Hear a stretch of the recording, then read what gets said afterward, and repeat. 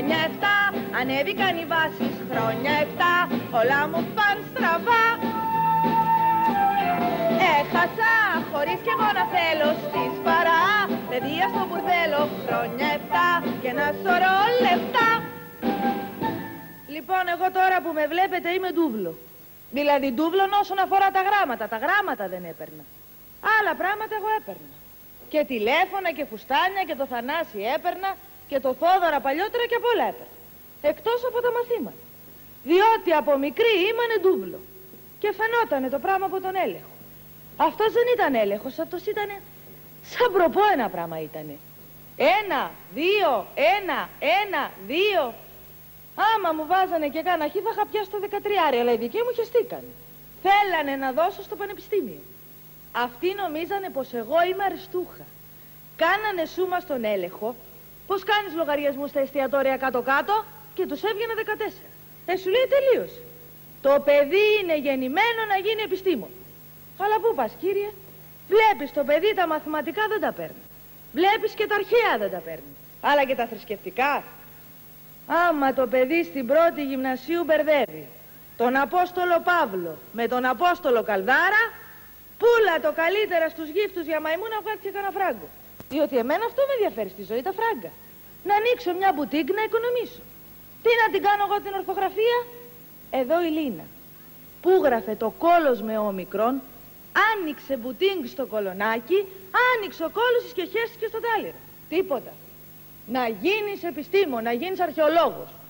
Και σου λέω εγώ ότι σπάει ο διάολος στο ποδάρι του και γίνομαι αρχαιολόγος. Και σου λέω εγώ ότι αρχίζω και σκάβω. Θες να βρω και έναν τάφο? Άιντε και βρήκα τον τάφο του Φιλίππου. Θες να βρω και τον ίδιο τον Φίλιππα σε μούμια?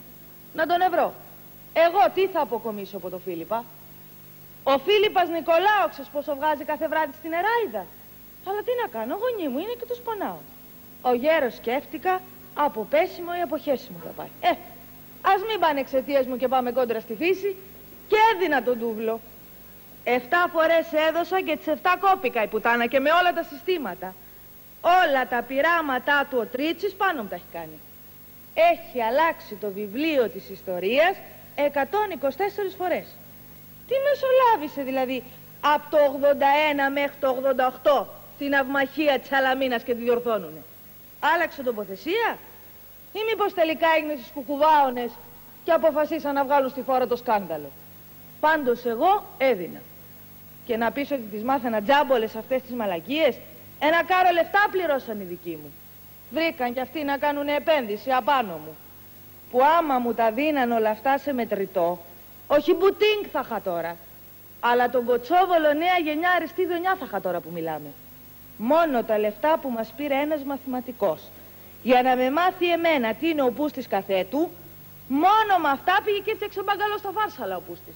Ο δε φροντιστής μου, που προσπαθούσε να με πείσει ότι άλλο κολομπαράς και άλλο κολόμπος, αυτή τη στιγμή που μιλάμε βρίσκεται σε νευρολογική κλινική.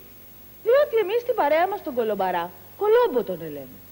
Γιατί να έχω εγώ περισσότερη εμπιστοσύνη στον καθηγητή που επέμενε ότι ένας κολόμπος που ανακάλυψε την Αμερική δεν είναι και ο κολομπαράς? Και να έχω και τη γιαγιά μου πάνω από το κεφάλι μου να μου λέει: σπούδασε μωρή που κάθεσαι όλη μέρα καβάλα στο τηλέφωνο και περιμένεις το ψοχάμπερο? Και έδινα, δεν κόλωνα. Καλά εδώ δεν κόλλωσε ο κύριος Δευκαλίωνας, συμμαθητής της γιαγιάς μου. Αυτός απ' την απελευθέρωση προσπαθεί να πει, από το 44 και ακόμα τίποτα.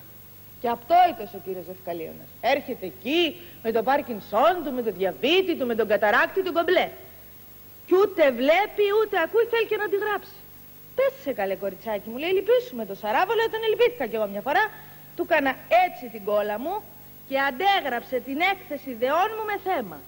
Τι θέλω να γίνω άμα μεγαλώσω, και αντέγραψε. Εγώ Δευκαλίων άμα μεγαλώσω θέλω να γίνω μια καλή νοικοκυρά, σύζυγος και μητέρα 3 παιδιών. Και κοπήκαμε και οι 2. Μια φορά μόνο πήγε αυτός να με βοηθήσει, μία, όταν πέσαν οι Βαλκανικοί πολέμοι. Αυτούς τους ήξερε γιατί ήταν παρόν.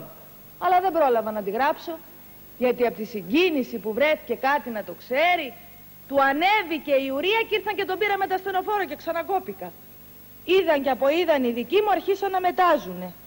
Και στην Παναγία σου μελά μετάξανε Και στην Παναγιά της Τίνωνα 15 Αύγουστο και δεν μπόραγα να μάθω τα ανώμαλα τα ρήματα. Και ανεβαίναμε, κολοσούρνοντας τα σκαλιά όλη η οικογένεια. Και το βιβλίο με τα ρήματα εκεί το κρατάγαμε ψηλά. Αφού οι πιστοί νομίζαν ότι είναι το άξιον εστί και αρχίζαν να το ρένουνε με λέλουδα. Ανέβαινε και ένα δίπλα μου, κάπως αλόκοτο μου φάνηκε. Και εσείς για τα ρήματα, λέω, τα ανώμαλα? Όχι, εγώ σκέτο ανώμαλο, μου λέει. Πάντως η Παναγιά σε μένα δεν το έκανε το θαύμα της. Την επόμενη χρονιά λοιπόν κι εγώ το είδα πιο πουτανιάρικα το θέμα. Πήγα στις εξετάσεις με σκονάκια που τα είχα γράψει στα χέρια μου. Αλλά για να τους μπερδέψω, τα είχα κάνει ένα πράγμα σαν τατουάζ να φαίνονται. Άλλος η Κωνσταντινούπολη, Αγιά Σοφιά και τέτοιες αηδίες, τα είχα γράψει εδώ σε σχήμα άγκυρας.